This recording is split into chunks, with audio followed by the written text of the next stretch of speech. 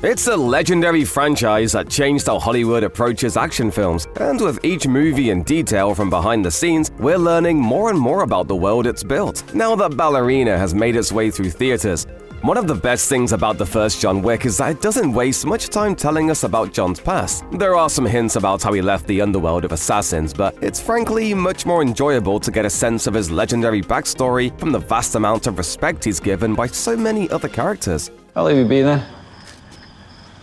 Good night, John. Good night, Jimmy. We enter Wick's world right after he lost his wife, Helen, but much of his life with her remains a mystery. Some of this is touched on in the 40 minutes that were taken out of the movie's initial cut, but thanks to some behind-the-scenes details, we still have a good idea of how John liked to spend his free time during his retirement. Originally, the plan was to include scenes of John binding books, a relaxing hobby for a retired man who's used to working with his hands. Since Keanu Reeves is apparently dead set on learning to do everything Wick does, the actor learned how to bind books by hand with artist Ross McDonald. But while we never get to see John working on a book in the movie, remnants of the idea still made it into the final film. Early in the first movie, John smashes the floor in his basement workshop to unearth his guns and gold coins, and behind him you can see an elaborate bookcase, a collection of books that we now know that John was restoring himself. Much like Wick himself, the first movie in the series doesn't overstay its welcome and leaves plenty of bodies in its wake. In under 2 hours, we see John kill 77 people in his grief-fueled revenge hunt. Some viewers might find it hard to cheer for John Wick, a violent murderer who thrives in a seedy underworld, but to his credit, he does have a very cute dog, for a few minutes at least. The entire movie hinges on audiences siding with John because they too want to see his murdered puppy avenged. Director Chad Stahelski actually had to argue with the studio about John's dog dying in the beginning of the movie, which sounds like something Cruella de Vil might do, but he knew that the rest of the film wouldn't work without that major tragedy. When Helen died, I lost everything. Until that dog arrived on my doorstep. As for the dog itself, it was played by an adorable beagle named Andy, who displayed a bit of diva-like behavior to deliver its performance. Andy had to be bribed into jumping up on Keanu and licking him all over the face like a puppy in love, so Reeves had to spread bacon grease on his face and beard as a bribe. No wonder Wick is so angry.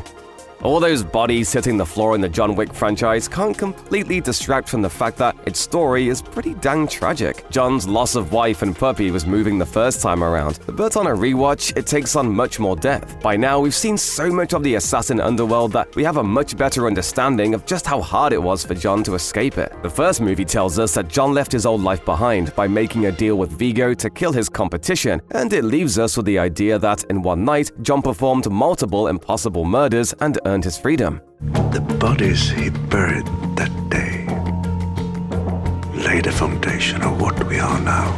The sequels let us know that the story is actually much more complicated. In order to complete his impossible tasks, John had to swear a blood oath to crime boss Santino D'Antonio, and through John's cameo in Ballerina, we learn that he spent more than a single night working on the plan to earn his freedom. The later movies in the series also introduce us to people that John once considered to be his friends and family members. Sure, all of them are part of an arguably evil secret assassin ring, but hey, family is family, and now we know that John was willing to abandon everyone he'd ever met just to be free with Helen. That makes us return to the high table even more tragic on a rewatch.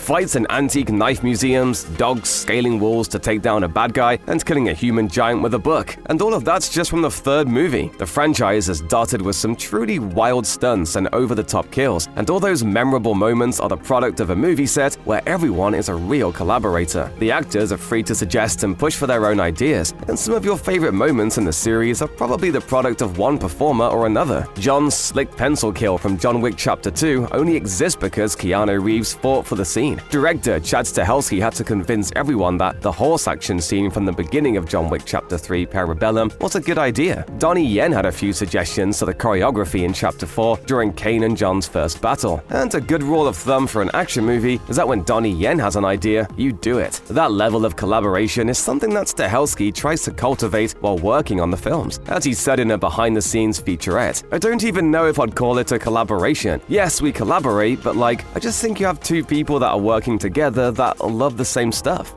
In Chapter 3 Parabellum, it seems that there's an assassin around every corner, trying to take down the boogeyman to get a piece of the $14 million bounty on his head. But in real life, the cast and crew had to deal with the most deadly assassin of them all, cats. Chad Stahelski told Entertainment Weekly that when the filmmakers had scouted the filming locations in Morocco, they noticed enough stray cats to plan for a cat wrangling department. But the stray population exploded between the scout and the shoot, which amounted to production having to build massive walls of cages for the cats, along with adding massive amounts of cat food to the movie's budget. The production simply didn't have enough cat handlers to manage all the cats in the area, which meant scenes had to be filmed around them. As co-star Halle Berry recalled, it was sometimes hard to keep the dogs focused because they'd see a cat and off they'd go, and sometimes that could ruin a whole great take. Don't fear, cat fans, John Wick's affinity for animals applies to cats as well.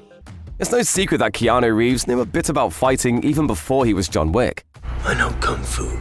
But despite his previous martial arts experience, it's still incredibly impressive that Reeves does 90% of his own stunts, including many of the intricate car tricks that Wick pulls off. But Reeves isn't the only actor committed to the action in the series, and Halle Berry has the injuries to prove it. She broke 3 ribs while training for Chapter 3, but pushed through because she wanted to fight just as well as Reeves. Berry also trained with the dogs in the film, so they'd actually respond to her commands the same way they would to their professional trainers. All that to say, if there's a stunt that even Keanu needs to call in his double for, that means he's calling in a true pro. When you've seen behind-the-scenes clips of the film's stunt doubles falling off buildings and repeatedly rolling down staircases, there's an even greater appreciation for the work that goes into making these movies.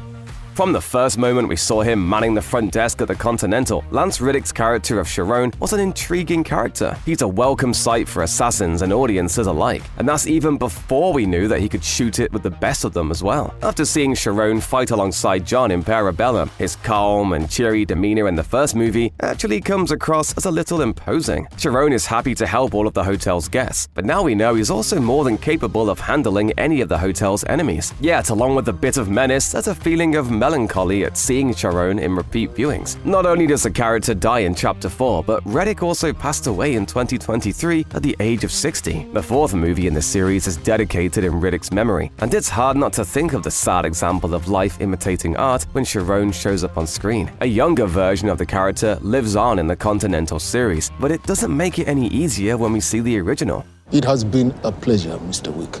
With the first film, we knew the world of John Wick revolved around the currency of gold coins, which paid for services like a stay in the Continental, the removal of bodies, or watching over an unconscious assassin. That was really all we needed to know about the coins to get into the gun-tastic action, but later films in the franchise have shined more of a light on elements of the assassin network, including those precious gold coins. In the spin-off series, The Continental, we learned that these coins come from a special press originally owned by the High Table of Assassins. For fans who want to squeeze every bit of information they can out of this rich world, it's a welcome bit of knowledge. But can you also enjoy watching John Wick mow down any underworld assassin that comes after him without knowing more about the coins? Yeah. One of the strongest elements of the original John Wick is how it constructs a whole world through small, subtle hints. Now that there are wikis full of John Wick lore, knowing how the sausage is made, so to speak, takes away a bit of that sense of mystery and wonder. Much like the gold coins, the Continental gave us more information on how a young Winston rose to power, though with a more compelling result. As the manager of the New York Continental, Winston has always been a powerful figure in the franchise, acting as the audience's link between Wick and the powers that be. For someone who is constantly pointing out the rules of both the hotel and the almighty High Table, he sure seems to constantly go out of his way to help out his buddy John. Then why am I not dead? Because I deemed it not to be.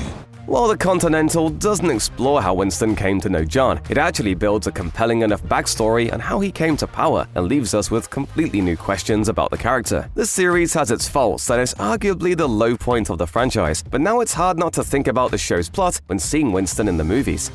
One thing that becomes painfully clear when you rewatch the series is that you're watching the origin of a cinematic revolution. From the first time Wick rampaged through some kind of underground rave, action movies have never been the same. The John Wick franchise has a signature visual style all its own, but the focus on well-choreographed action and longer takes has spread throughout Hollywood. Even movies that rely more on other methods like CGI and drone shots still tend to favor long, cohesive takes rather than the quick, almost frantic cuts of an early 2000s action film. well, like the Bourne Identity. A hero going on a revenge quest isn't something new to Hollywood, but ever since John Wick set out to avenge his puppy, there's been a resurgence on action plots that center on revenge, while also attempting to incorporate some world-building elements. Movies like The Hitman's Bodyguard and Hotel Artemis are clear examples, but even the brutally violent revenge narrative of a video game like 2020's The Last of Us Part 2 shows some Wickian influence.